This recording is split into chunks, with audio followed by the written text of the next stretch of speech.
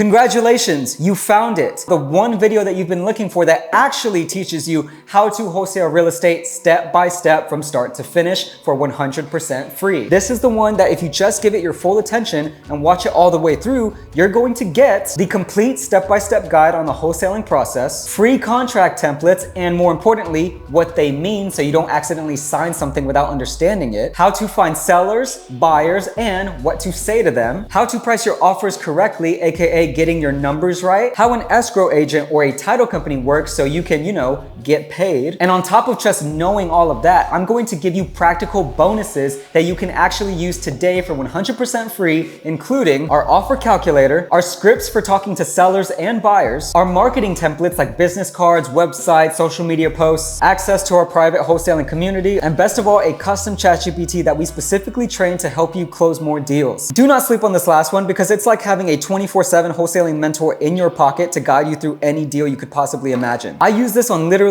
every one of my leads to get ahead of the game. And by the end of this video that you're watching right now, you're gonna have access to all of this if you just pay attention for these next 2 minutes with what I'm about to say. Number one, stop scrolling. You found it. You've been trying to piece together all the information on how to wholesale real estate through TikTok and YouTube, trying to make sense of it all. You found it. This is the video you've been looking for. Even though this video is longer, if you watch it all the way through, it's gonna save you hours, if not weeks, of trying to piece all the information yourself from multiple different sources. Watching this video in its entirety is also gonna save you hundreds, if not thousands of dollars. How do I know this? Because I personally spent $800 just to learn what I'm about to give you right now. So please try your best to understand what it is I'm giving you here. And who am I to give it to you? My name is Nate. I'm the head acquisition manager and marketing director for Dallas Homes for Cash, which is a wholesaling company here in the Dallas, Texas area. And I'm making this video because this is the video that I wish I had when I was first starting out. Now that you understand who I am, what we're about to do, and how valuable this can be for you, grab something to take notes with. I don't care if you gotta type it out or you gotta write it out, grab something to take notes with, lock in, because we're about to jump in right now. This is how to actually start wholesaling real estate in 7 steps. This is the wholesaling process at a glance. It is simple, but not easy. Number one, you get the seller under contract. Someone who is selling their home, you get them under a contract that says you want to purchase the home. Then you're gonna take that contract that says that you wanna buy the home, and you're going to assign the contract to an end buyer, the actual cash buyer who's gonna be shelling out cash for the property. So what you're doing right there is you're taking the rights to buy the house from that purchase and sale agreement, and you're assigning the rights to that contract to an end buyer. Don't worry, we'll break it down here in a second. And then once the title company or the title attorney has all the paperwork, they bring all the paperwork together on the closing date, they make sure everything is fine, and if everything is clean, everybody gets paid at the same time. The seller gets paid, you get paid, and the buyer gets the house. Moving on, step number one is you have to find an opportunity, aka leads. Now, to be clear, when we say a lead, we're not talking about someone who has accepted your cash offer. We're not talking about someone who is under contract. What we mean is very simple. It's someone who is willing to sell their house. So if you went to the coffee shop and you just so happen to make small talk and you say, hey man, would you ever be interested in selling your house for cash? And they'd be like, yeah, I'd be open to it. I'd be open to hearing an offer. That's a lead. If they want to sell their house, that's a lead. So that begs the question, how do I find leads, right? How do we find motivated sellers, homeowners who want to sell their house, if not need to sell their house? Well, I'm gonna be the first one to tell you, if you haven't heard it yet, that if you wanna do this whole wholesaling real estate thing, you're gonna have to give up either time, money, or both. You're probably gonna have to give up both, just in different amounts. So in other words, there are paid methods and free methods, okay? So you're not completely out of luck if you have no money, okay? But if you're gonna go with the paid methods, these typically produce faster results, right? Since you don't wanna wait around to get paid, but they are gonna require more monetary investment. Naturally, the free methods only require time, but a lot more of it. So before we continue, I want you to be realistic with yourself and ask yourself, am I willing to put in significantly more time to be completely free and cheap about this whole wholesaling process? Am I really going to expect to make tens of thousands of dollars in assignment fees while not paying anything at all up front, making no monetary investment on my end? Because if so, I'm not saying you can't do this, because I'm going to show you how to do it. I just want you to kind of use this opportunity to be realistic with yourself and ask yourself, how much are you willing to invest in making this happen? To make the $10,000, the $30,000, hell, even the $5,000 assignment fees. Okay, moving on. This is the first free method. Okay, no money involved.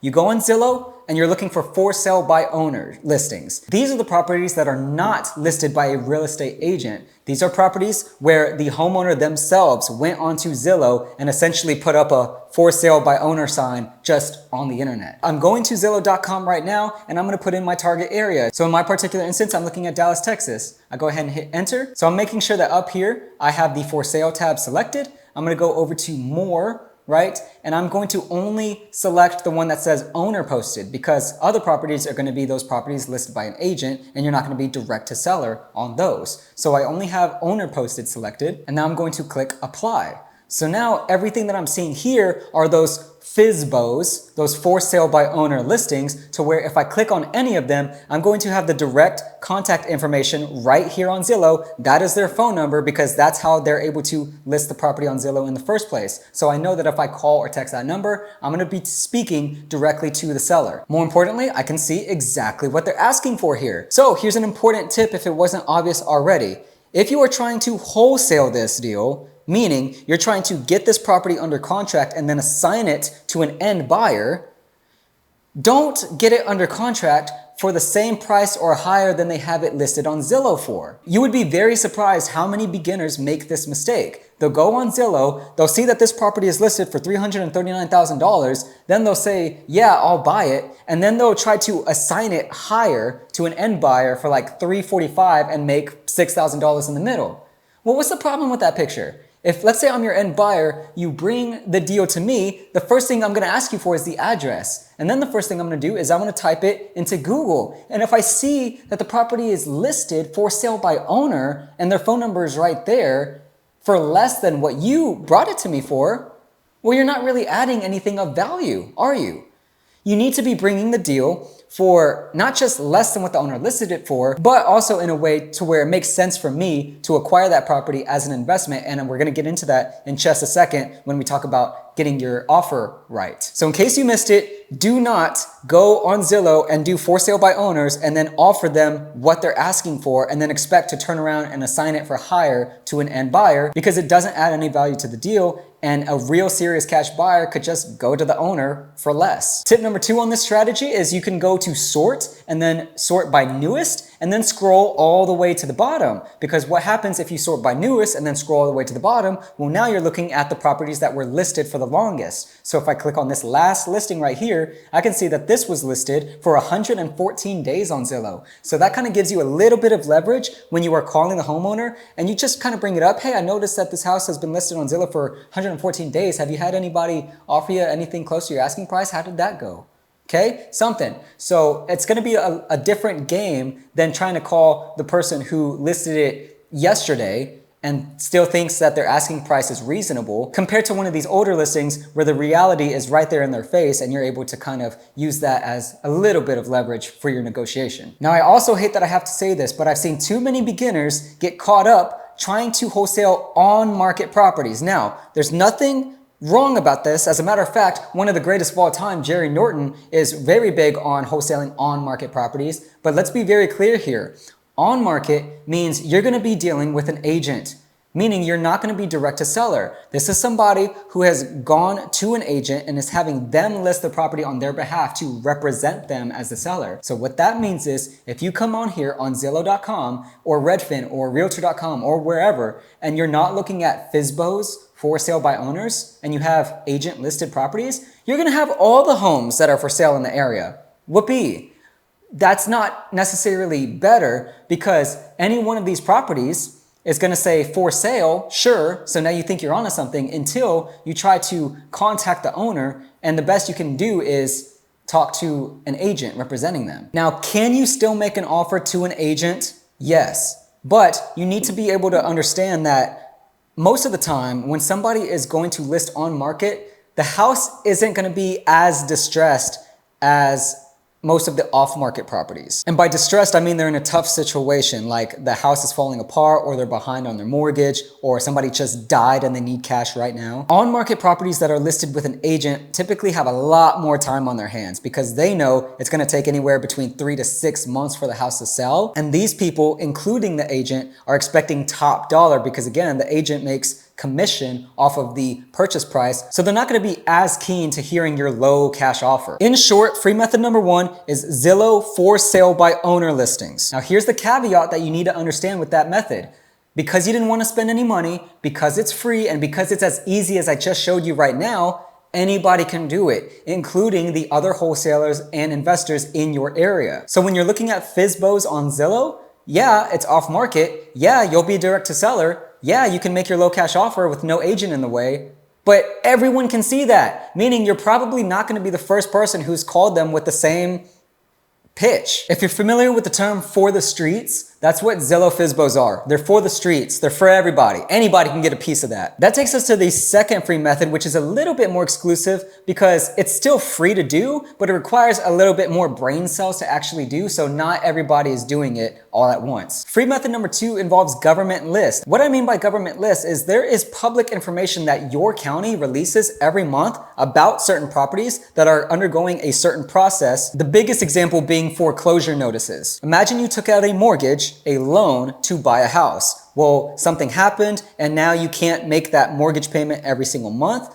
Well, if you miss your payments, you eventually enter foreclosure, meaning the bank that gave you that loan will take the house from you. But of course, the bank doesn't just show up overnight. As embarrassing as it might seem, the county will actually publish public record that this particular property, this owner is falling behind on their mortgage and they're gonna enter an auction soon if they don't do anything about it. Yes, like an actual auction. Investors in the area, including the bank themselves, will bid on the house. Isn't that messed up? That's reality. And not only does the homeowner lose their house, but they also get a major flag on their credit score. But in steps you, as the real estate investor, the wholesaler, here to save the day and save their credit by making them a cash offer. Because if they accept a cash offer and sell it on their terms, they get to keep control of that sale and not take a hit to their credit score. So where do you find these government lists? You can find them on your county's website. So for example, I target Collin County. So I will type in Collin County foreclosures, enter, right? And the first result is the Collin County website. It's a government website. You click on it and you'll find something similar to this. Now they don't all look the same, but essentially this is the public board of where the county themselves is posting these foreclosure notices. So on this particular website, I have a list and I even have a heat map. Yours might not have a heat map for your county, but it would most definitely have a list that tells you when this notice was released, this filing date, and when the anticipated sale of the property is going to be. So right here, I can see that this property in Farmersville, Texas was filed yesterday with an expected auction or a sale date in about a month in August. If I click on the details for this foreclosure notice, I can see a lot of information about the parcel, like the square footage, the year it was built, the official kind of public information on that property. But somewhere on this page, you'll find something like this. It's a screenshot or a PDF of the actual foreclosure notice itself. Now, if you're a complete beginner, this might look like a bunch of gibberish, but I'm here to tell you, you're looking for a couple things. Number one, you're looking for who the grantor is. These are the people who took out the loan. So I blurred out their names right here to protect them, obviously. But essentially, I can see, okay, these are the people who took out the loan to buy the house. I can see the principal. So in other words, I can see they borrowed this much in order to buy the house. And I can also see the date of the deed of trust, which kind of roughly tells me when all of this took place, when they took out the loan, when they bought the house, right? Now you have data to go off of. Here are the big takeaways if you decide to go with this free method of pulling government lists. It's free to do, so it doesn't cost you anything. It provides you with the names of the owners. It gives you a little bit of insight on what their mortgage might be looking like. And it gives you something to go off of as far as a potential motivation to sell. The reason I say potential is because compared to the Zillow FSBOs from the first free method, the owners who are getting foreclosed on right now never said that they want to sell for cash. At least with the Zillow FSBOs, it's automatically implied that the owner wants to sell because they're the ones who listed the thing. But here, all we're seeing is that there is a potential reason that they might want to sell right now. So great, we found some people who probably have a good reason to sell. Let's go talk to them. But wait, how do I get a hold of these people? Here's some more caveats with the government list method. Obtaining access to view these notices is free because it's public information.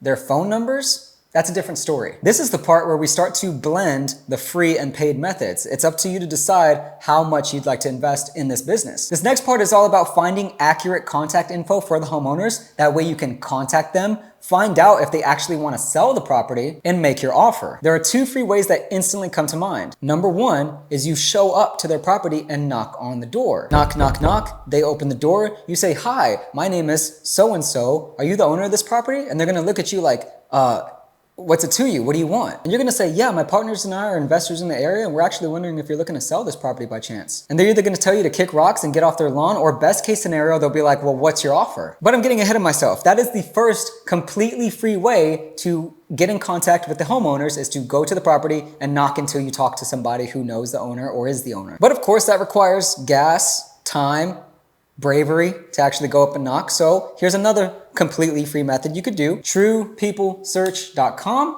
Okay. I take the address that I found on that foreclosure notice, come right over here, and I paste it right into True People Search, and I search.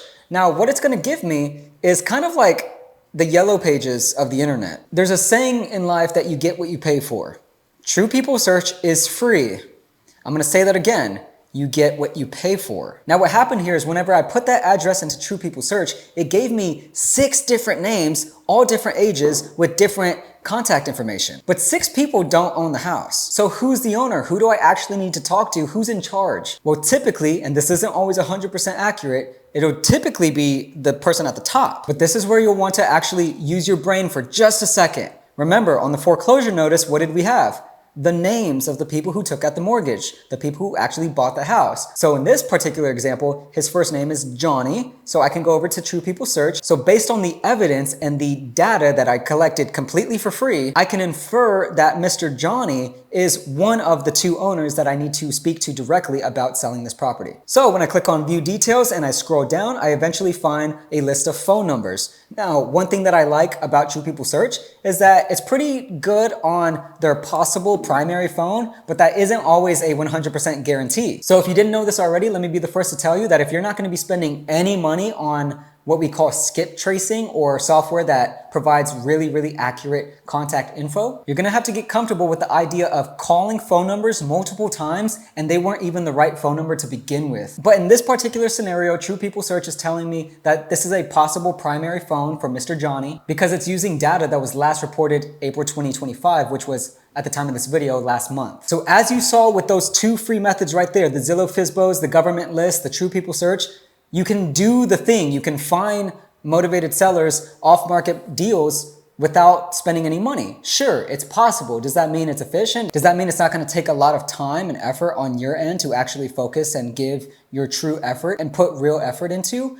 No. That brings us to paid methods. Now, the whole reason why any serious wholesaler or wholesaling business for that matter would pay anything, well, it's because they know that it will make them more money in return. It's an investment. You can't even start a power washing business without first obtaining a power washer. Real estate agents can't even list their first home without first investing in the real estate license. My brothers and sisters, you can't even sell hot dogs on the street without first investing in the buns and the weenies. And this is why I said at the beginning that if you're not gonna give up any money, you better be ready to really bring way more time. And for those of you who have a 9 to 5 out there, or they're trying to do this to get out of something that they're currently in, good luck. It's possible. People have done this, okay? But now we're gonna get into the paid methods of generating leads, aka finding off-market motivated sellers that I personally recommend. I'm gonna open this section by explicitly stating that I am affiliated with the links that I provide to you in this video that leads to these tools that I actually use. The reason I'm so confident and open with saying that is for 2 reasons. Number 1, there are other affiliate programs from real estate tools that would love for me to share them to you instead, but I don't use them, so I can't recommend them. So I'm not going to. For example, eventually you're going to find yourself in a conversation about virtual assistants. These are people or companies typically based in 3rd world countries that will do all the cold calling for you. And I understand through the grapevine that there are a couple credible virtual assistants or virtual assistant companies out there, but I personally don't use virtual assistants, so I can't speak on virtual assistants, much less recommend them to you. Remember when I said I don't have anything to sell you, I don't have a course, mentorship, or coaching program or anything like that, because I'm actually doing my wholesaling business. Whatever commission I get, if you decide to use the links that I mentioned in this video, that's really what's in it for me. and that's really all I need. Now let's get into the good stuff. If you decide to make any sort of monetary investment into your wholesaling business at all, it would be a very wise idea to first start with an all-in-one software that helps you with multiple different things for your wholesaling business. We're talking about finding leads, skip tracing, which essentially means giving you accurate contact info for these properties. Something that serves as your CRM, which stands for Customer Relationship Management. All that means is it's a thing to organize all these leads so you can keep up with what's going on with each one. Ideally, something that includes a built-in auto dialer so you don't have to manually type in phone numbers every single time. Something with some sort of AI capabilities. And that's not just me trying to use a trigger word. This is real life. If you actually do want to get ahead, you might as well use a tool that has those things. And when you're making your decision, you're probably going to want one that has a lot of strong reviews and of course gives you the most for what you're paying. With that being said, there's a lot of great options out there. You may have heard of PropStream or PropWire or Batch Leads. I'm here to let you know that I've used all of them. I've used PropStream, PropWire. Good thing about PropWire is they actually have like a light free version. Jerry Norton, who I love, co-founded that company, so I have only good things to say about it. But even after trying all of these, I ultimately ended up with my #1 recommended wholesaling tool, and that is DealMachine. I'm gonna give you a sneak peek inside of DealMachine right now, but I want you to understand that I encourage you to check out PropStream and PropWire and Batch Leads. Actually decide for yourself which one you like better, because I believe all of them have at least some sort of free trial or free option. So does DealMachine. So you decide which one you like better based off of your findings. But after your own analysis, if you do decide to go with DealMachine as your #1 tool, I'd greatly appreciate it if you use the first link attached to this video or use the code WFB when you sign up for your free day trial, because not only does that help me, but what's in it for you is if you specifically use my link, you get 500 extra call minutes. And of course you can send 50 postcards direct mail to your leads for absolutely free just by using my link. So there's that. Anyways, this is a live look inside of DealMachine. It comes with a map over here on the left. It has all of the visible leads in the area over on the right. It's pretty straightforward. What I love about tools like DealMachine here is that I can go up to quick filters and I can actually turn on some filters that will filter out the properties visible on the map. So let's say I wanted to look at only vacant homes. Maybe I wanted to look at vacant homes and pre-foreclosures, and maybe I wanted to look at expired listings. Now, all these filters are here for a reason. They all mean their own thing. We don't have enough time in this video to get through all of them, but essentially I'm looking at expired listings because this implies that these are people who tried to list their house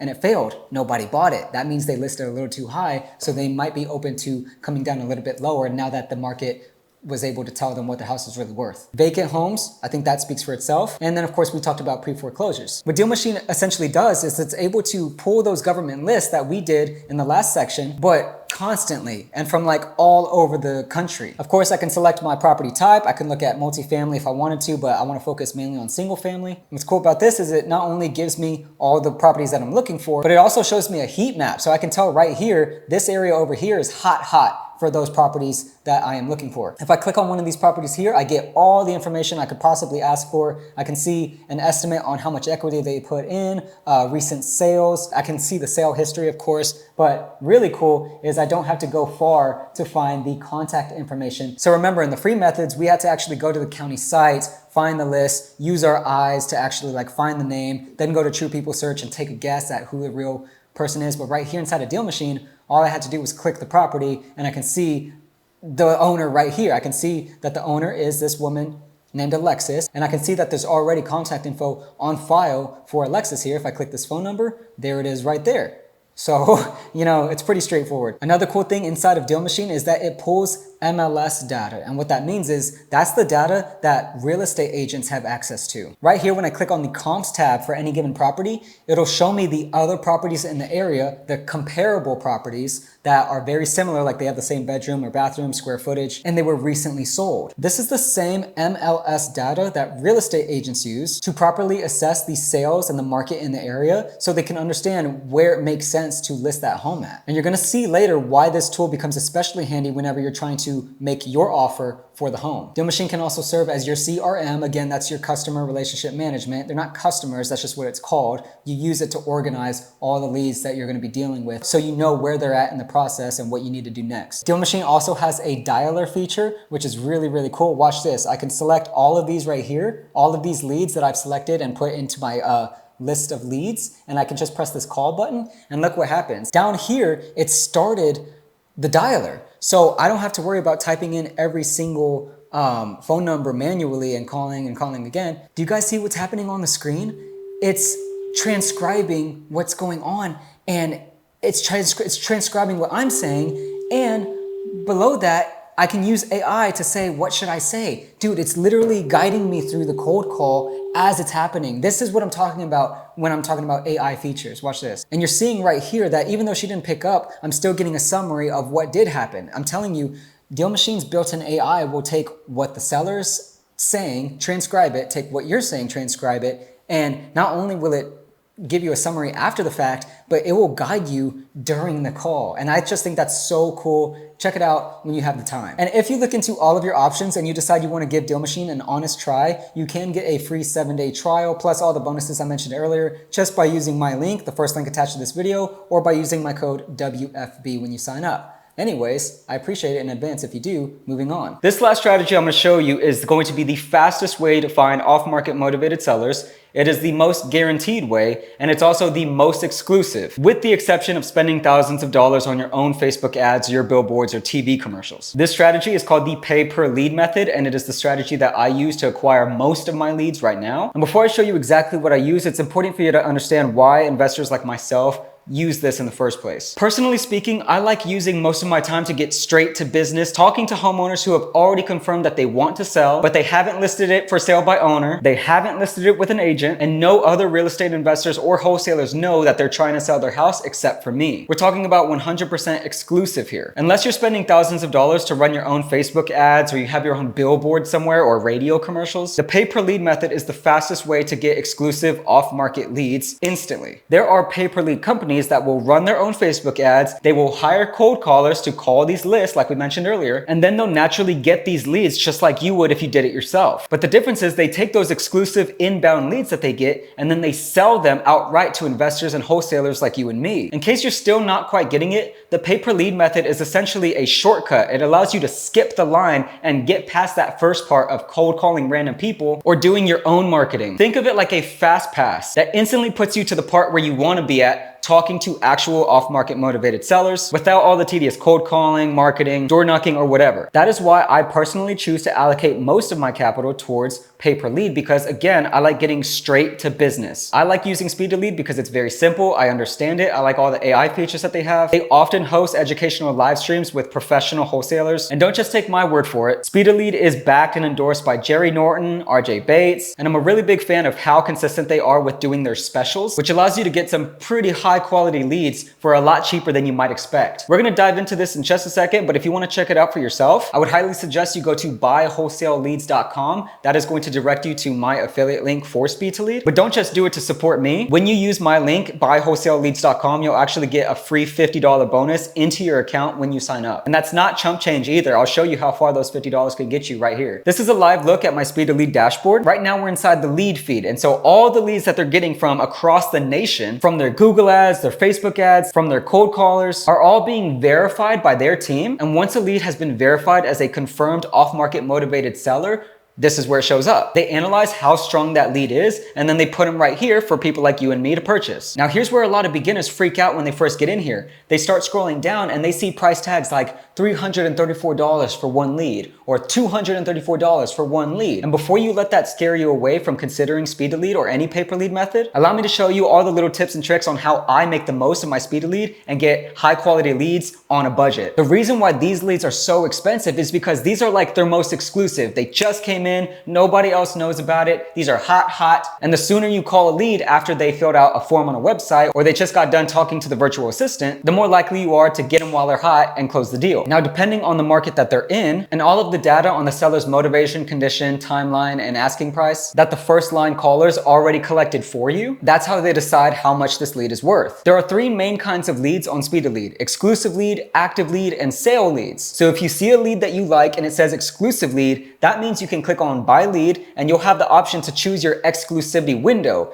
If you wanted to own this lead forever, you wanted to be the only person who ever knew that this homeowner was selling their house, you can do the 100% exclusive, but of course that'll be the most expensive because you are basically cutting it off from anyone else finding out about that lead. The most recommended option would be the 48-hour option, meaning that lead is exclusively yours for the next 48 hours. So ideally, you would purchase the lead, reach out to them ASAP, get the conversation going, and lock them in for the deal. And yes, there's a 1-hour option, but between you and me, I hardly ever go with that 1-hour option because to me, that price difference between a 1-hour option and a 48-hour option, 99% of the time makes the 48-hour option the most ideal. In case you're wondering about the actual quality and like guarantee behind these leads, I am never concerned about whether I'm gonna get my money's worth or not because I have personally experienced their 60-day lead guarantee, which basically means if I buy a lead and I'm contacting the owner and I can't get a hold of them or they're not serious about selling, I get my money back. So when I tell you that these leads are legit, verified, and are the literal shortcut to talking to motivated sellers, off market and exclusive, I really do mean it because I personally have been refunded by SpeedToLead on several occasions. For example, I bought this lead last month for $275. I give him a call, he doesn't pick up. I'm absolutely ghosted. He doesn't answer my texts, doesn't answer my voicemails. So I easily open a ticket and just let SpeedToLead know that I'm not getting any response from this lead, and they put that money right back in my account. Now, if you're looking at this and you're like, Nate, I really don't have that kind of capital, you're in luck because I'm gonna show you a couple hacks that I like to use when I'm still trying to take advantage of the pay-per-lead method, but do so on a budget. The third type of lead on SpeedToLead is called a sale lead. Typically, these are the leads that are still for sale, but they're a couple days old, and they may even have been purchased by a couple of other investors, like 2 to 5 at most, but naturally they're going to be a lot cheaper than the active leads and the exclusive leads. Now I want you to pay attention to this next part because this is where it really matters if you're somebody who might be on a budget. You can see that the already discounted price for this sale lead went from $287 to $232 because it's on sale. But notice this little tag right here. It says, you are a coupon club member, get this lead for $29 with the coupon 29 club. That means I can go to buy lead right here. Watch closely here because this lead, even on sale, would cost someone else $232. But I can come right here and type in 29 club for my coupon code, apply, and now it only costs me $29. Which brings me to this next tip that I want to share with you. If you're anything like me and you're not quite a fan of doing all the cold calling and the tedious, getting hung up on, things like that, and you want to get straight to the good stuff, talking to actual exclusive off-market sellers so you can make more offers, but you don't have thousands of dollars to buy leads at hundreds of dollars a piece, then I highly recommend you do what I did and you join the coupon club. Because as you saw, the coupon club allows you to get those sale leads, which are still normally hundreds of dollars, for just $29 a piece. Of course, this also means you get a discount on the active leads at $59 a piece. And for what it's worth, you also get a discount on the exclusive leads at just $199 a piece instead of $300 something. And trust me when I say that, don't let the fact that they're sale leads deter you from thinking that they're not worth anything. Because notice this right here, 50% of all the closed deals on SpeedToLead get closed via coupon club. So just to give you a real example, I am actually going to pay money to buy a lead right now for you so you can see exactly how far ahead you can get, even if you're just using the coupon club. So for example, I can see that I could buy this lead right here and I see all the information that I could possibly know about it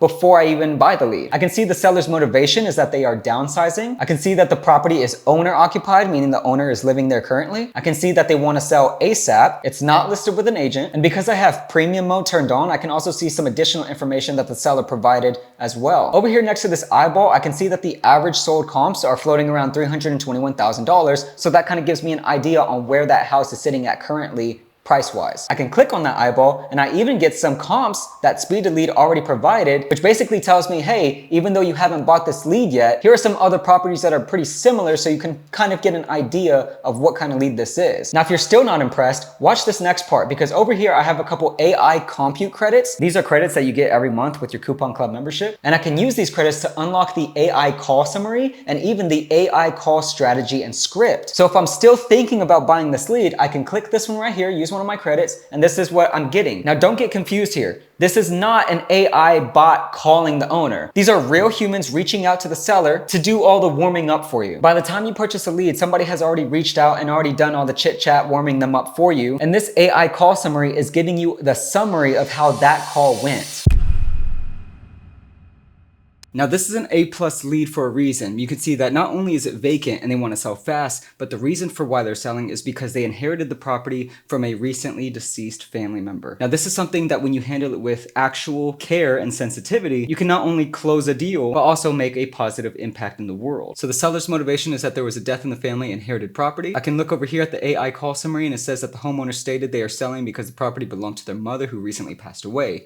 This house is currently vacant and described as well maintained with no major issues. issues, just some updates that need to be needed. The seller mentioned that they could sell as soon as all their belongings are removed, estimating about a week, which is really good for us. Now this lead is so good that I don't want anyone else hitting them up about it. So I'm gonna go to the 100% exclusive option. Now normally this would cost me $522, but once again, because I'm part of the coupon club, I can come right over here, type in exclusive $199 and click apply. And now I'm getting it for just $199 and not $522. So I'll go ahead and buy this now. So right when I open the details, I have the seller's name, their phone number, their email, the property address. As you can see on Zillow, this is not for sale because it's an off-market lead. 3-bed, 2-baths, 1830 square feet, which matches my buyer's buy box perfectly. Now I'm gonna go ahead and give this seller a call right now. Hello. Hi, good morning. This is Nathan. I'm with Dallas Homes for Cash, calling about the property you're looking to sell on Avenue. Yeah. Yeah, so my notes tell me you're selling this because an incident occurred recently, and I'm sorry to hear that. Well, thank you. Yeah. Anyways, my condolences. But the good news is, or if there is any good news, it would be that I'll be your first point of contact, basically on behalf of our entire team here to get you a fast close and for a fair cash offer to see if we can close this. I think my notes are telling me you'd like to see this close in about a week or so. Is that right? I could. You Yeah. could? Okay, perfect. Does that imply that there's another house you're trying to sell, or is it just this one right now? Now I have 4 houses that I would be Wow. interested in selling. Wow. I mean, it wouldn't hurt just to get offers on those, yeah? Unless you're thinking of doing something different with them? I'll give you the addresses and the prices that I'm looking for. Yeah, if you have the time right now, I have the time for it, Yeah. so I'm ready for you. Yeah. We're all set. I appreciate your time. I'll let you go. And then, yeah, feel free to call or text me if you have any questions ahead of time. Okay. All right, talk soon. Thank you. Thanks. Bye-bye. All right. That was a great call. I gave the seller a call as soon as I bought the lead, and he picked up on the first dial. And not only were we able to talk about one property, but a simple question of, do you have any other properties to sell? Opened up the conversation to 4 different off-market properties, all 100% exclusive. So I want you guys to understand the power of Coupon Club and SpeedToLead, which again, you can go to buywholesaleLeads.com right now. That's gonna directly link you to our affiliate link for SpeedToLead, but don't just do it to support us. When you use our link, you'll get a free $50 bonus added to your account when you sign up automatically. One last little tip, if you wanna use SpeedToLead, but you're still kind of on a budget, is get the app on the App Store. It's absolutely free because unlike the website on desktop, only the app has a feature called the Fortune Wheel. You go over to the More button on the bottom and then you click Fortune Wheel. And this is a fun daily thing you can do to essentially get free SpeedToLead credits without having to spend any money. You get 3 spins a day. I spun it just now and got 200 points. You spin it again, see what else I get. Okay, another 100 points, neat. Spin it one more time. And another 100 points. And what's cool about this is now I have 12,000 points down there. I can click convert points, exchange, and look at that. $12 was just added to my bonus balance. That's real money. You can actually buy leads with that balance that you got from just spinning a wheel. You can spin this wheel for free every single day, and I've gotten several leads just from spinning the wheel alone. Before we continue, let me state the obvious here. Yes, there are other methods that you might discover later on. Some other guru or something you might see on TikTok or some other wholesaling business owner might tell you all kinds of different ways that they're able to generate leads. Some people will tell you all about door knocking or leaving sticky notes on doors. I personally choose to leverage my skills with organic social media marketing for my business. I'm not talking about paid ads. I'm talking about completely free organic social media. What I'm trying to say is there's going to be other methods that exist and work that I don't cover in this video, but I'm giving you enough to get started here. Now that you understand multiple different ways on how to find motivated sellers and how to find their contact information, now it's time to actually talk to them. Step 2 is talking to the owner. Yes, you actually have to communicate with people. Look, your phone is not just for scrolling and consuming content anymore. You're gonna actually use this phone for what it was made for, and that's talking to people. We're talking about people who don't even know who you are or why you're calling. You're gonna have to get comfortable with introducing yourself, slating yourself, and not just to potential sellers. We're talking about everyone in the process. Buyers, right? Cash buyers, escrow agents, title company, right? And everyone in between, other wholesalers even, right? So get comfortable with your phone and using it, because if you do, it's about to start doing a lot more for you whenever you start embracing it, right? Now, some people, especially beginners, they start off, they're a little shy, right? And I get it. So they ask, can't I just, text people instead of calling them? Sure, absolutely. There's no rule saying that you can't just text people, right? But be prepared to get the responses at the same effort that you are giving. If you're going to text somebody, hey, Mr. Seller, are you still open to selling this property? They don't have to respond to you right then and there. They don't have to respond to you at all. But if they're able to pick up the phone, unless they just absolutely hang up on you, which some of them might, you're just naturally inclined to respond quicker, not later, not after lunch, but like right now. So that's all I'm saying. If you want to just text people or be shy about it, you don't really like the whole calling thing, I'm not sure if this is really for you. I'm just going to keep it a buck, right? Because if it's not for you and you're not going to be calling people and talking to people using your voice, you might want to find something else to do. Okay, moving on. These are the 4 main pillars of questions to ask homeowners once they actually are on the phone with you. This is for when they have already established that they are open to the idea of selling their offer for cash. Okay, so we have not made the offer yet. This is us kind of doing a little bit of digging or assessing, just kind of seeing what their situation is. Motivation, condition, timeline, asking price. When it comes to motivation, you don't want to be that guy who says, what's your motivation? You're going to hear other people say that. What's their motivation? That's not a term that you use for the seller. Motivation is a term that we in this space use when we're talking about what's their motivation, right? But you wouldn't say, Mr. Seller, what's your motivation? And be like, what's my motivation? Believe me, I've heard somebody actually say that before. Instead, you're going to just naturally ask them, hey, so while I pull up your information here, what's got you thinking about selling this place in the first place? What's got you kind of, thinking about it, right? No one's going to sell their property for a discount unless they have a reason to. Otherwise, what would they do? They would go get an agent to list it on the property for 3 to 6 months until an end buyer, like a family or a young couple, gives them top dollar market value for the property, okay? But sometimes people don't have 3-6 months for their house to be sitting on market. They need cash now, and that's what off market is, and there's multiple different reasons why they might be needing that right now, okay? Common motivations, we talked about this, pre-foreclosure, the house is vacant now, maybe they were renting out the property to somebody, but now nobody lives there and they don't really want to rent it out again. It's a vacant property. Needs repairs, right, that they don't want to deal with. You have bad tenants, financial hardships, they might be behind on something else and they just need cash right now, whatever. The point is they need to move quickly, okay? And if they give you a reason on why they need to move quickly or why they're open to considering a cash offer, this should be a light going off, right? Because we're not just lowballing old people, right? We're getting to know people, their situation, and why they really are trying to sell this house quickly, because the more you do, the more aligned with them you're going to be. And that, of course, increases your overall chances of closing the deal, okay? You want to get a strong understanding of the current condition of the property, because imagine you're your cash buyer. You would want to know what repairs it needs so you can accurately estimate what kind of repair costs this is going to take to get that property looking the way it needs to, okay? So the way you can ask them is say, all right, so just in your opinion, you're the one who lives there, on a scale of 1 to 10, how would you kind of rate the condition? 1 being it's absolutely awful, it's falling apart, you wouldn't even bring your worst enemy in there for their own safety. And then 10 would be like, it's right off of those HGTV shows, looks brand new, up to date, just absolutely beautiful. How would you rate the condition, Mr. Owner or Mrs. Owner? Most of the time they're gonna be like, it's about a 6 or 7, I just put in, I just updated the roof and stuff. Very rarely will people say it's a 10, right? Because they'll try to be honest here, right? But if they say 6 or 7 or even 8 or 9, that opens up the opportunity for you to follow up and say, okay, I appreciate it. So in your opinion, what do you think it would need to be a 10?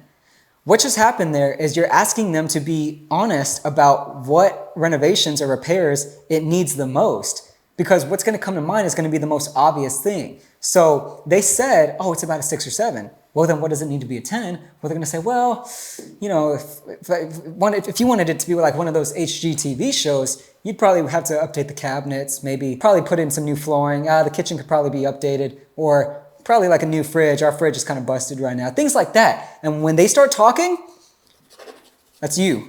right here. You're writing down notes, you're taking down notes, you're recording the call or whatever, because that's crucial information for when you are running your numbers, which again, we're gonna get into in a little bit, okay? Take note of what they respond with, because they will tell you what repairs and renovations it needs, and they won't even realize that they're doing it. You're gonna use this info later on when you negotiate your offer. So imagine you come back to them with your offer.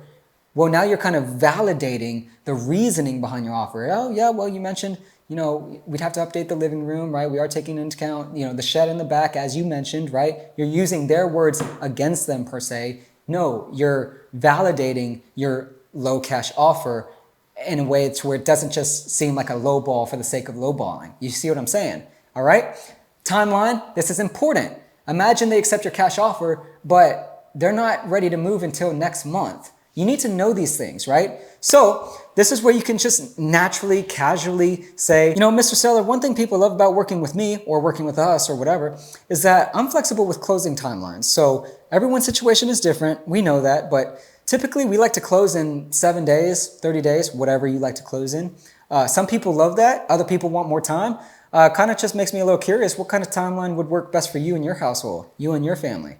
You see what we're doing there? So we're saying we're flexible with our timeline. What timeline works for you? I've had people tell me I can close tomorrow. I'm not living in the property. I got nothing there. We can do this tomorrow if you want. I've had some people say like, well, if we can get something in writing and locked in, that'll allow me to move forward with the purchase of my new home so we can time it accordingly. So it's important to ask them what their timeline is looking like. You want to figure out when they want to have the place sold and will be ready to move out, because we can't have them in there if we have a buyer that wants to come in there and minimize their holding time, right? And their holding costs. If you're just starting out, I would say try not to give yourself a closing date any less than 14 days out, because you want to give yourself enough time to find a cash buyer if you don't already have one. Unless you're like me and you have a cash buyer who is ready to close tomorrow, as long as they do one walkthrough ahead of time, yeah, you probably want to give yourself at least 2 weeks. If you're a beginner, I wouldn't try to go over 90 days. The reason why is because the market can change, right? So a cash offer that works today might not make as much sense even 90 days out. I know that doesn't seem like a lot of time, but things can change, right? So you just want to make sure that you're kind of keeping it anywhere between 14 days. And if you're new, probably not even past 30 days. You know what I mean? Because by then, if you can't find a buyer, then I think something else might be wrong, okay? But moving on, asking price. This is not your offer price. We're talking about their asking price, okay? We're trying to figure out how much they want for it. Now, this does matter to an extent, but it does not affect our offer. And I'm gonna explain that in a little bit. But for right now, focus on, we wanna know what they want for the house. So you mentioned you're gonna need new flooring or new windows, or you mentioned that the AC doesn't work all the time, Mr. Seller. So naturally as investors, we kind of have to factor that into our offer. We're just mentioning that, right? We're setting the stage. We're letting them know we can't just outright pay full market or their Zillow estimate, because Zillow doesn't know that there's something wrong with the AC. Zillow doesn't know that the windows are broken. So we can't just flat out give you the Zillow estimate based on what you just said, Mr. Seller. This is why we ask them to tell us what would make it a 10 earlier. So we follow up with that. We say, with that being said, what do you feel is a fair price for the property in its current condition? Or you can just ask them plainly, with that being said, understanding that we would handle all the repair costs, all the closing costs, you wouldn't have to deal with it. How much are you looking to get for the property as is before repairs? How much are you looking to get for the property without having to worry about repair or renovation costs? They're gonna give you a number, and at this point, you don't just take that and run with it and decide yes or no. No, you still, regardless of the number they gave you, you can follow up a little bit more and ask them, is that really the best you can do, considering that we are handling all the closing costs, no realtor commissions, and realtor commissions can be like 6% if you go with a realtor. We're doing all the repair costs and we establish it's gonna probably cost this much. What is the absolute best price you could do? Is that the best price you could do? And they'll probably be like, yeah, man, that's the best price. That's as low as I can go. Or I'm not selling it a penny lower than that. Essentially, this is a two-part question. The first part, we're asking them, what do you want for the property considering the circumstances? They're gonna give an answer. And then we're essentially just going to emphasize it to really make sure that they understand what value we're providing here, and if that's really as low as they can go. That's all we're doing, okay? We're staging the question just like this so that they are thinking about all the factors that they may not have considered thus far. So now at this point, we have not yet presented an offer. We're not there yet.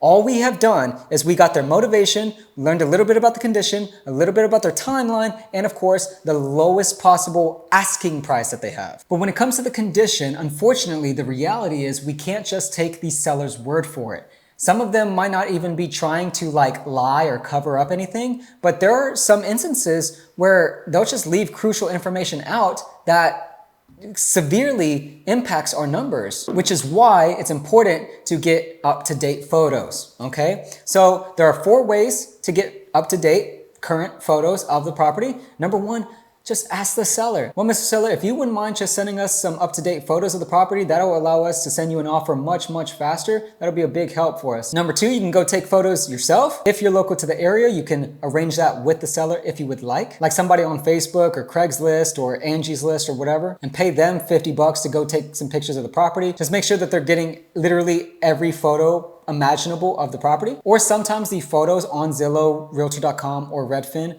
although those are from the previous listing of the property, they more or less may still serve you pretty decently as long as the house hasn't drastically changed since then. But that's something you'll want to verify with the seller. And again, you'll have to take their word on that, and that's up to you. Once you have all the photos of the property, you'll want to save them somewhere. That way you can send them when you eventually do send this deal to your cash buyers. So now you and I are going to do something really fun that teaches you something really helpful, but does so in a pretty fun way, in my opinion. So I want you to take a look at this. Do you know what this is? Some of you do. It's a PlayStation 5. Specifically, this is my PlayStation 5, okay? Now, I've owned this PlayStation 5 for 5 years. I love it. I've had great memories with it. I've played so many different Assassin's Creed games on this game. Love playing, Fortnite, all that stuff, Call of Duty, whatever. Love it. I have great sentimental value with this PlayStation 5. Also, it works. It works just fine, and it's in good condition. I can play games if I want to. It connects to the internet. It works. It's not broken. So I love my PlayStation 5. I have a lot of great memories with it, and it's in good condition. It works. Now let's say that you came up to me and you asked me if I would sell it to you. And then I looked at it and then I said, yeah, for the right price. Here's where the game starts. The question is, how much is my PS5 worth? Do you know the answer? Think about it. How much is my PlayStation 5 worth? Start thinking about it, okay? Now, if you were logical, you would probably see what other PlayStation 5s are going for to find out what the value is, okay? So you would go to Google or something online and you would look for the average price of a Sony PlayStation 5. And here's what you find out. You find out that the average sale price of a new PlayStation 5 is about $428, give or take. And you're doing this by referencing multiple different sources, multiple different sellers, right? You're seeing what they're selling their PlayStation 5 for to decide how much the PlayStation 5 is worth. So you can see Walmart has it listed for $399, so does Best Buy. GameStop has it listed for $474, Target has it at $399, Walmart has some sort of bundle deal where it's $449 because it's like a bigger version, whatever. So you're looking at all the different comps, the comparables, right, to decide what this is worth. Long story short, you found out that the average sale price of a new PlayStation 5 is $428. That's how much these are going for. New. That's how much new PlayStation 5s are going for, okay? But my PlayStation 5 is not new. Remember? I've owned it for 5 years already, okay? So one day you call me and you ask me, hey, do you want to sell that PlayStation 5 now? And I say, yeah, sure. For the right price, I would. You say, great. How much do you want for it? And let's pretend that I came back and I said, I want $2,000 for my PlayStation 5. What would you say to that? What would you think about that asking price? You would probably be like, dude, what are you smoking? Right? Because that's way too much. $2,000, that's nowhere near what it's worth. $2,000 might be what it's worth to me because of all the great memories I have with it, and it works just fine, and I just think it's so good. That's how much I want to get to let go of it, right? Because that's what I value it as the owner. $2,000 for this PlayStation 5. So what's your first thought that comes to mind? You'd probably be thinking, Nate, you're crazy. Nate, I want whatever you're smoking, etc. Okay? I, as the owner, am asking way too much. okay? There are nicer, newer PS5s that are consistently selling for much less. You saw that they're selling new PS5s for an average of $400, and I'm over here asking for $2,000. That just doesn't make any sense. I'm in la la land, okay?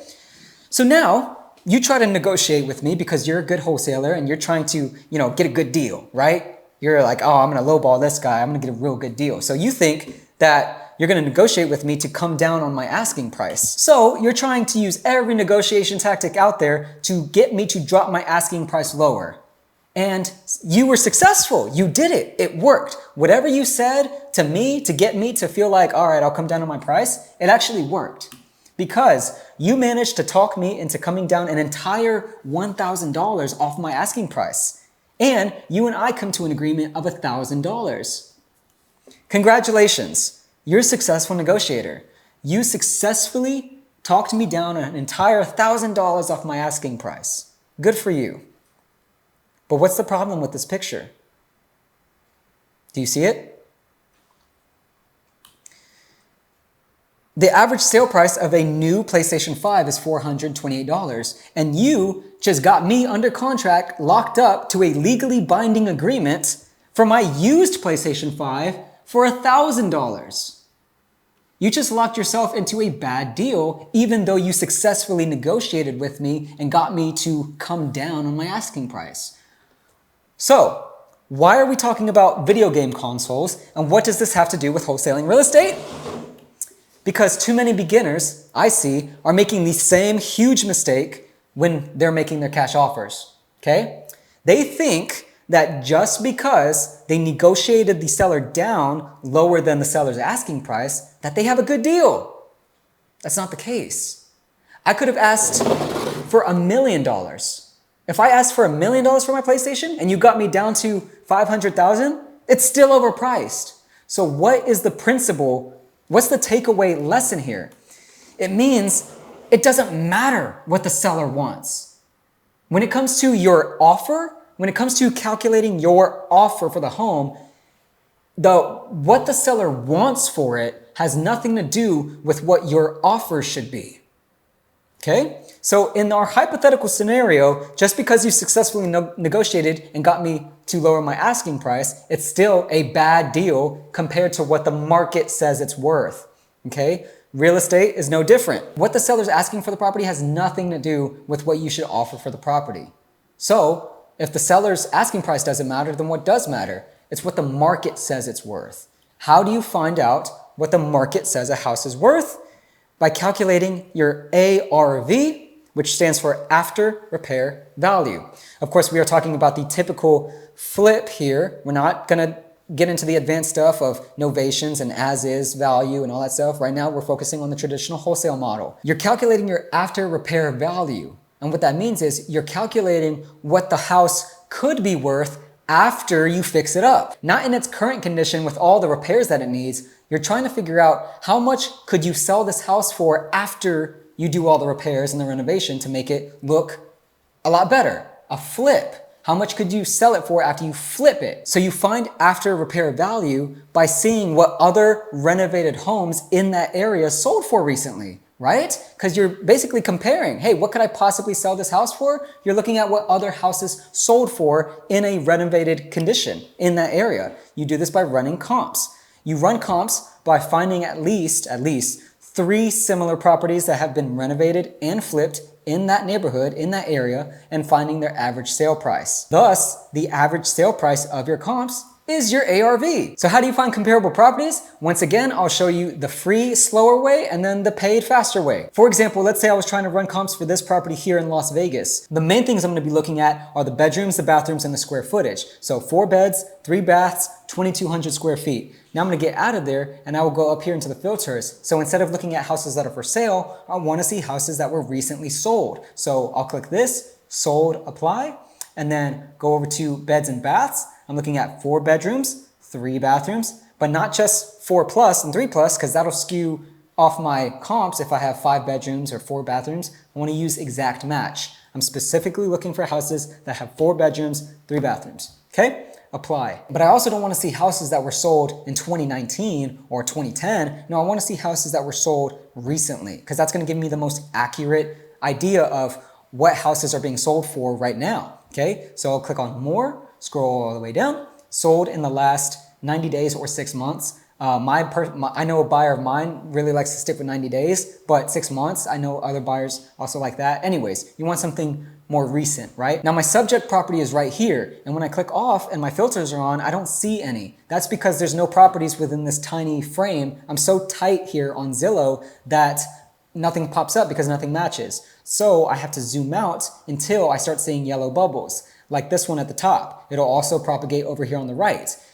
What this means is the properties that are popping up are arguably decent comps. So for example, this one right here, 4 bed, 3 bath, 2,200 square feet. That tells me it has the same bedroom, same bathroom, similar square footage size, and it was sold recently for $545,300. I can click on it and I can get an exact date. I can scroll down and I can see that this was sold on March 19th for $545,000. So I'm gonna use my notes. I'm either gonna write it down, or more preferably, you're gonna save this to your CRM or your notes on your computer somewhere. And now you have your first comp for your subject property. But again, we wanna have at least 3 of them. So I'm gonna zoom out even more, and these are also pretty decent. So I'm gonna go to this one down here and I can see 4 bed, 3 bath, 2,200 square feet, sold for $585. Okay, I'm gonna take note of that one. And then I have another one up here, 4 bed, 3 bath, 2,276 for $635. If I scroll out even more, I can actually find 4 more decent comps up here, 672, 560, 530, 560, and they all match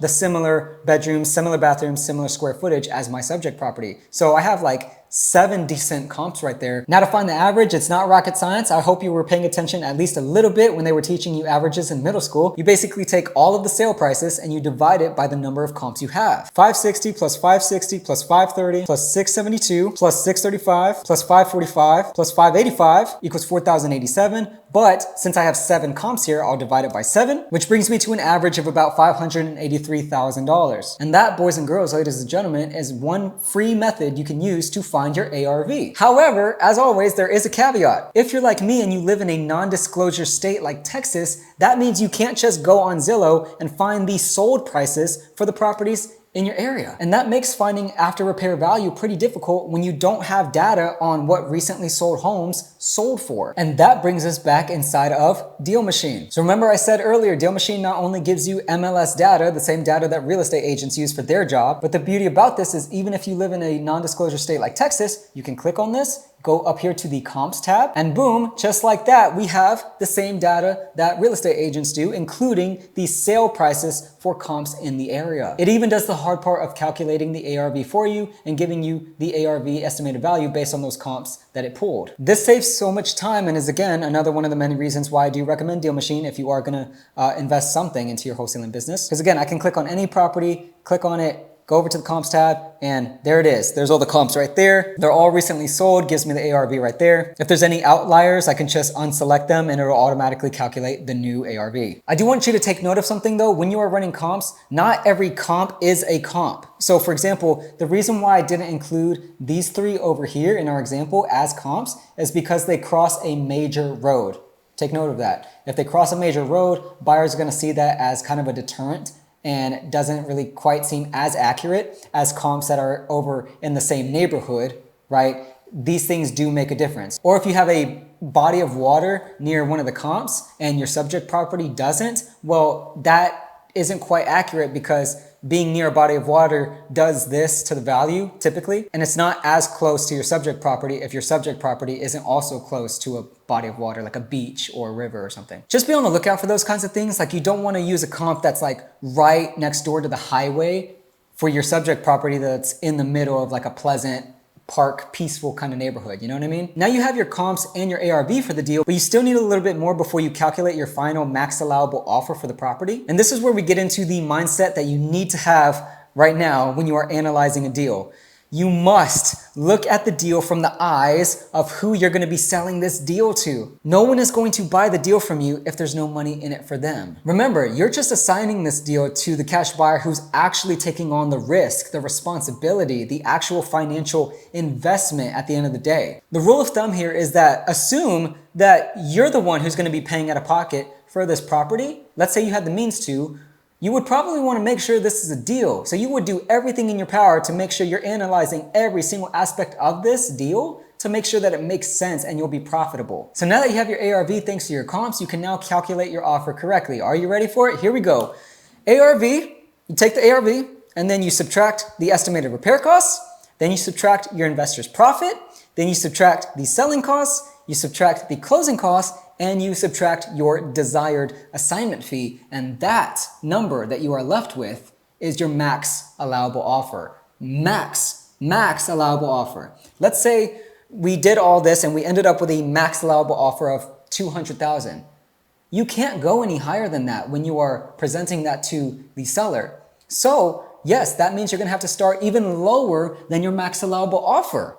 Okay, so if your max allowable offer is $200,000, yeah, you'll probably want to hit them with a low anchor, like, Mr. Seller, we took a look at it and we're seeing, after the repair costs and the closing costs, we'll probably have to be like in the low ones. What I'm about to share with you about the low anchor comes straight from Jerry Norton. All credit on this particular lesson goes to him. This is his strategy. This is where I got it from. The low anchor has two rules. Number one, it should be a ballpark estimate. So you don't say $140,000. You would say, well, Mr. Seller, after looking at the repair costs and looking at some of the other recently sold homes in the area, I don't know, in order for us to be your buyer on this, we'd probably have to be in the low ones. The reason we say low ones and not $140,000 is because it's just a ballpark. It's just an estimate. The second rule is that it should be so low that they say no, right? They're gonna say no to your estimate, your ballpark estimate of low 100s. They're gonna be like, I just can't do that. I can't let it go for that low. That's a good thing. You want them to say that because that allows you to come back and say, well, that would be in a perfect world, but how close could you get there? And the number they give you is their real lowest asking price. And if it's below your max allowable offer, you have a reason to dance. If it's pretty much right at your max allowable offer, you could probably make that work. But if they came back after you anchored them low and it's still significantly higher than your max allowable offer, you don't have a deal there. Now, estimating repair costs, there are plenty of ways you can go about that. You can Google accurate estimates for your area and then factor those in. You can get a general contractor to run an inspection on the property. The more practical one that I always like to use is just asking your buyer where they're gonna be at on this property. Or to make it all easier, you can just use our max allowable offer calculator. Again, 100% free. This is one of the many bonus tools that you're gonna get at the end of the video. You remember I promised I said I was gonna give you things you could actually use? This is one of them.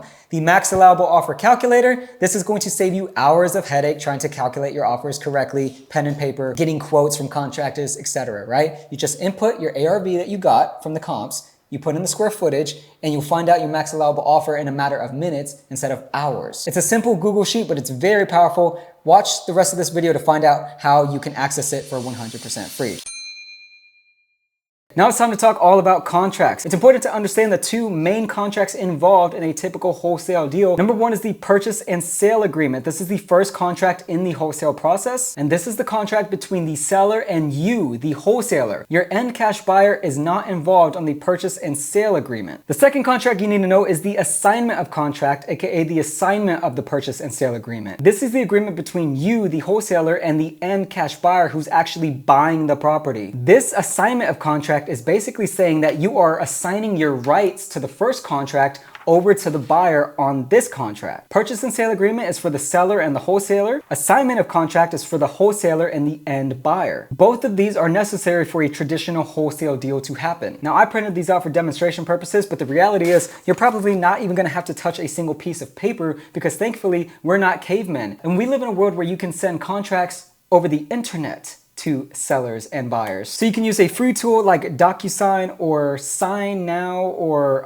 there's all kinds of free e-signature tools that you can use out there. And they're very, very simple to use. I shouldn't have to really walk you through that. It's a Google search away. Now, when it comes to understanding every single line and all the fine print and legal obligations behind your purchase and sale agreement, that's something that requires its own full-length video because it is kind of an extensive contract to understand, which is why I've included the contract templates that I use, as well as a full-length breakdown of the purchase and sale agreement inside of our free community, which is yet another bonus that you're going to get by the end of this video. So be sure to keep watching. I dive into serious detail on that video, but it is very important that I tell you about earnest money deposit and how it works right now. You probably have heard of a deposit or an earnest money deposit, and you've probably even had some sort of panic when it comes to the topic of deposit. What the heck is an earnest money deposit? How much should I put down for a deposit? What if I don't have the money for a deposit? We're gonna answer all of that right now, so pay attention. Earnest money deposit is the deposit that you, quote unquote, you as the buyer on the purchase and sale agreement are going to put down before the closing date to show that you are serious about purchasing this property. At least that's what you stated on the purchase and sale agreement. But remember, your second contract, the assignment of contract, you're assigning all of the obligation and responsibility of the first one to your buyer. For the question on how much you should put down for a deposit, well, it's entirely negotiable. If the seller doesn't even know that a deposit is a thing, you technically don't even have to bring it up, let alone feel like you have to put down $1,000 for your deposit. Technically speaking, if we go by the book and we throw all ethics out the window, you can put as little as $1 down, $10 down, $100 down, whatever. Because no matter the amount you put down, even if the deposit was $10,000, you'll get it back as long as your purchase and sale agreement has a contingency clause that if you cancel the agreement at any time during the inspection period, you'll get that deposit back. In case you missed that, whether it's a $1 deposit or a $10,000 deposit, you will get it back if your assignment has a contingency clause that says if you cancel, like you can't find a buyer in time, you'll get the deposit back. As long as you cancel before the inspection period on that purchase and sale agreement, you're good to go and you'll get the deposit back. Some of you who are just starting out and maybe don't have a big budget might be thinking, but what if I don't have money for a deposit?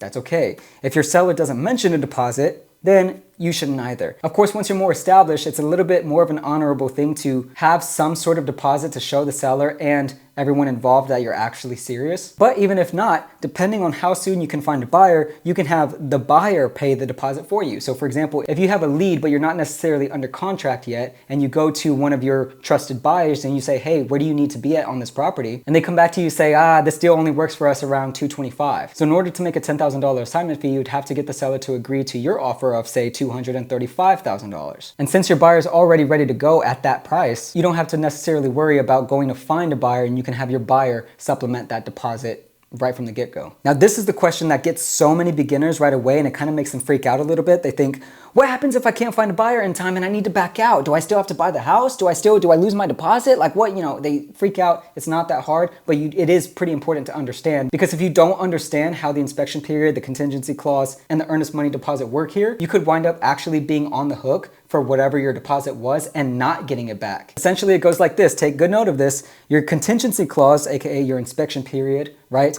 allows you to back out of your purchase and sales agreement through written notice. And by written notice, that can be a text or an email, right, at any time before the end of your inspection period. So if on your purchase and sale agreement, you said you were going to have an inspection period of like 14 days, well, if you cancel at any point before the 14 days is up, you're good to get a full return of your earnest money deposit back to you. But what this also means is, and what you need to be careful of, is if you don't find a buyer within those 14 days and you yourself can't move forward with purchasing that property, then you are basically forfeiting your deposit to the seller. So if you put down, say, $500 for your deposit and your inspection period was 14 days and you're trying to find a buyer, but you're not having any luck, and 15 days go by, well, now you're not gonna get that $500 back. But if only, say, 12 days pass and you send a professional official notice to the seller via text or email and the title company, if the title company is involved already, then you'll get a full return of your earnest money deposit, so long as your purchase and sale agreement had that clause in there. If you decide to use one of the templates that we have inside of our free community, you'll be able to find that contingency clause in there as well whenever we go into detail in that full breakdown video. But just understand that whenever you start sending your contracts to the title company or the title attorney, you're doing something called opening up escrow, which we'll talk about in just a second. But please keep in mind that even if you cancel during your inspection period, you're still getting other people involved. We're talking about the people that work at the title company, the escrow agent. There's going to be somebody that's handling the paperwork for this deal that you opened up at their company. And they understand that deals fall through all the time, but they're not going to be particularly happy with you if you keep opening up escrow without having a buyer ready because your numbers were wrong or you don't know even the slightest bit what you're doing. This is why it's a good idea to have a good, strong list of reliable buyers and start building that ASAP, which leads us to finding cash buyers. Just like anything with wholesaling real estate, there are multiple ways to do the same thing. Something that you can do right now if you have internet access is to go on Facebook and just type in real estate investors and then type in your city, and you are going to be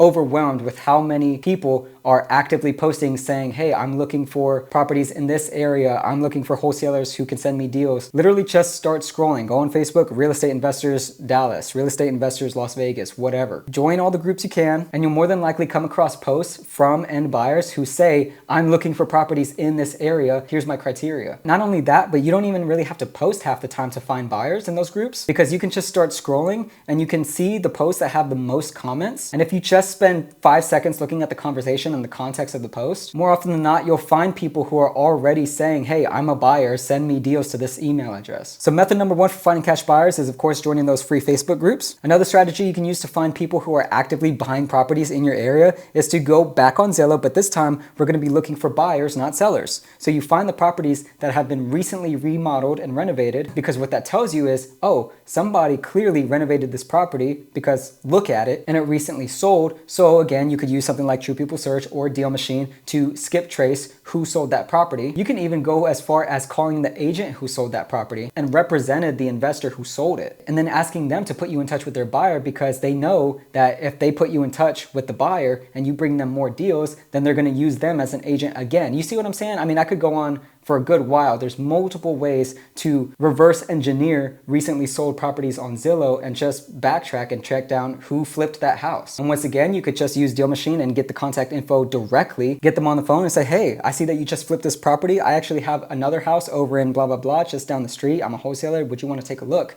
It's not really rocket science. It's just kind of logic. This one you guys have seen me talk about before. This is my most recommended method of finding cash buyers for multiple reasons. As a matter of fact, I'm going to cut over to this TikTok I made so you can see why. I'm literally surrounded by cash buyers right now. If you're wholesaling real estate and you don't have a cash buyer or you're looking for one, literally just go to real estate meetups. It doesn't cost you anything. All you have to do is Google real estate meetups near me. You find them on like Eventbrite or something, or you can find them in school communities or Discords or whatever. Just with this one meetup alone, I already have like 4 new buyers, and they all have different criteria, which allows me to maximize my chances of closing a deal, since I have different buy boxes that I can fit my leads into. Another reason why you want to go to these in-person face-to-face meetups is because it's so much easier to establish actual rapport with credible buyers. The kind of rapport that you're just not going to be able to build on like Facebook or a text message or a phone call even. And even if you're completely new, that doesn't really matter. People want you to send them deals. So they'll happily give you their contact information and their buy box criteria if it means that there's even a little bit more chance that you're going to send them a deal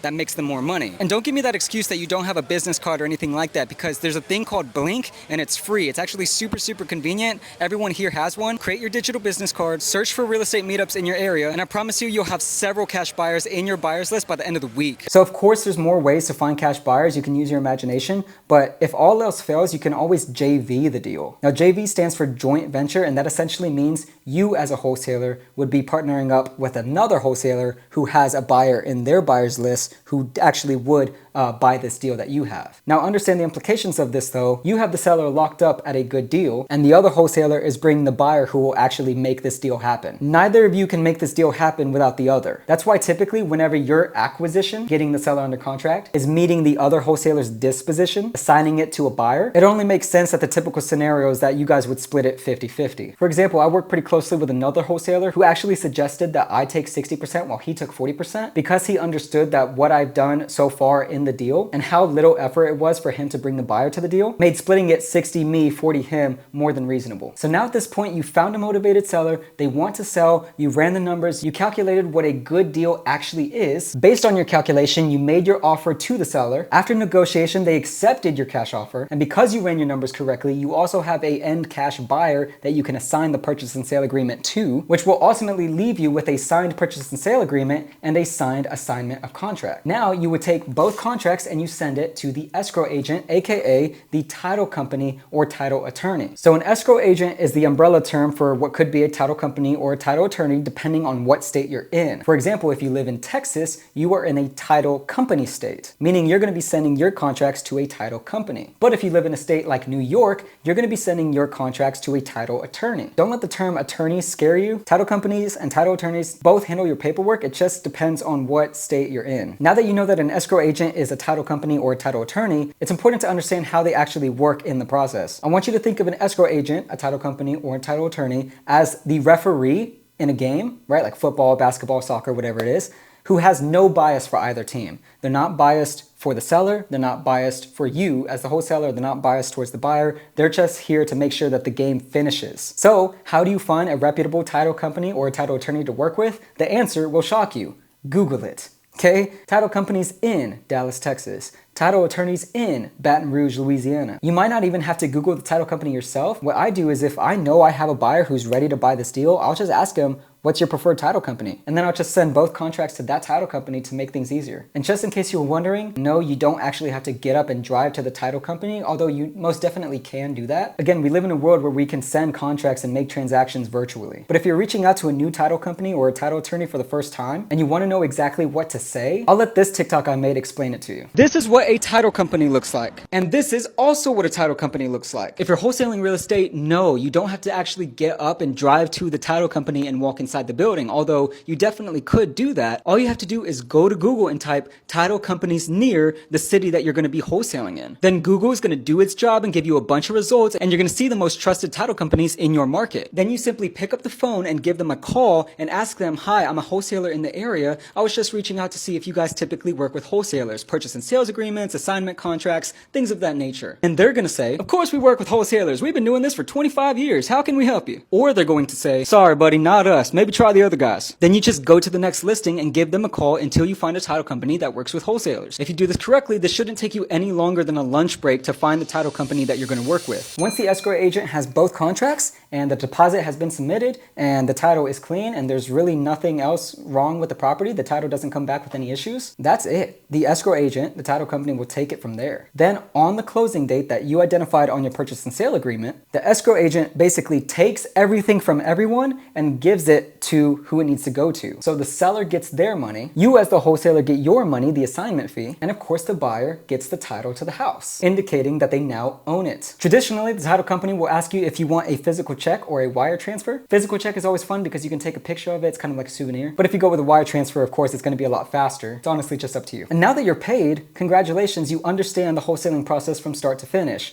Now, I did promise you a few bonuses that are going to significantly help you, and as promised, I'm going to show you how to get them. Here are the special bonuses as a reminder. Number one, you're going to get the max allowable offer calculator. It's a simple Google Sheets template where you can plug in the ARV and the square footage of your subject property, and you can use it to calculate your repair costs, closing costs, selling costs, how much your end buyer is going to make, aka the investor profit, at what price you need to dispo it at to your buyer based on your desired assignment fee. Bonus number two, you're going to get our scripts for talking to both sellers and buyers. Bonus three, we mentioned earlier, you're going to get a contract bundle, including the purchase and sale agreement, the assignment of contract. You're also going to get the agreement necessary to put your JV agreement in writing, which is also something that you'll want to send to the title company if you do have a JV partner on this deal. Bonus number four is actually an entire marketing toolkit. We don't have enough time to talk about marketing in this particular video, but essentially there's outbound marketing like cold calling, direct mail, and then there's inbound marketing where leads come to you. The top dogs of wholesaling use inbound marketing like billboards, Facebook ads. Marketing also includes things like this: social media post templates, business card templates, new deal flyer, a bandit sign. That's why you see those "We Buy Houses" signs everywhere, and custom sticky notes that if you are going to go driving for dollars, right, looking for leads in your car, you can leave a custom branded sticky note on their door. And of course, get ready because this last bonus is, in my opinion, the best one by far. This is the custom wholesaling for beginners ChatGPT. It truly is like having your own personal wholesaling mentor 24/7. I'm talking about a mentor that knows more than me. I specifically trained this custom ChatGPT model to help beginners like you not just close their first deal, but close all their deals in the future. As a matter of fact, I actually use this tool myself in my day-to-day wholesaling business. As soon as I get a new lead, I feed everything that I know about that property into this custom wholesaling ChatGPT, and it kind of acts as a live real-time CRM that not only saves all my notes for the property, but can also act as my overall business partner and guide me through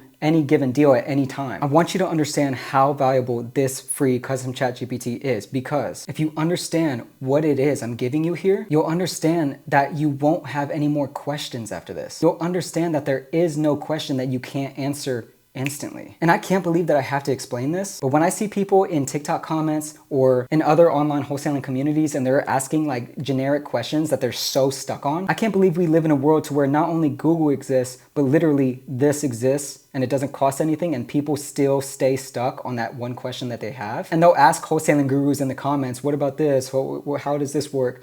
You could just ask this and literally get your answer right now. And they'll leave their question in the comments of videos or DM some wholesaling guru hoping to get a reply, or think that they can't get an answer unless they buy that $800 course, instead of just taking that question and asking the free robot. And not just any free robot, but the free robot that has been specifically trained for wholesaling. So this can be yours. As a matter of fact, all of these bonuses can be yours today, right now. All of these bonuses that I'm giving you for free are going to save you months of time trying to figure it out and piece it all together yourself. And now I'm going to show you how to get it. The final link attached to this video will take you directly to our free community. Inside that free community is not only our private chat room where you can JV and network with other wholesalers, including myself, but you also find all of the bonuses that I just mentioned in this bundle for 100% free. Now let me remind you, this community and all of the bonuses inside are 100% free. You will not have to spend a single penny to get inside. So what's the catch? Well, the catch is we like to ensure that only high quality members are joining. We don't want people who haven't even taken the time to sit through this whole video to get in there, because we want to keep the conversations high quality. We don't want to waste time answering generic questions. But this community is called the Inner Circle for a reason. And that's because we have a system in place that ensures that only high quality members are joining. We're talking about people who have just enough competency and just enough follow through to watch the video that you just did. And more importantly, we do this to filter out all the people who are all talk but no action. So we don't want to waste our time having generic conversations about basic questions that beginners could have just Googled. That's why whenever you click on the link to join our free community, you're going to be met with a simple 5-question quiz. This 5-question quiz was based entirely on this video that you just watched. So if you watched the entire thing and you didn't just skip to the end to get the free bonuses, these questions won't be any issue for you, because all 5 of these questions were specifically pulled from this video that I just gave you. And believe me, I take a lot of pride in this simple yet effective strategy on keeping all of the undesirable members out and the real action-taking desirable members in. And if you're watching this right now, well then, that must be you. I hope you enjoyed this Kickstart lesson. I hope you learned a lot from it. If you did, feel free to comment your favorite takeaway that you learned from this video. But most importantly, I've attached all of the links that you need to this video, and that's all there is to be said. Have a good one.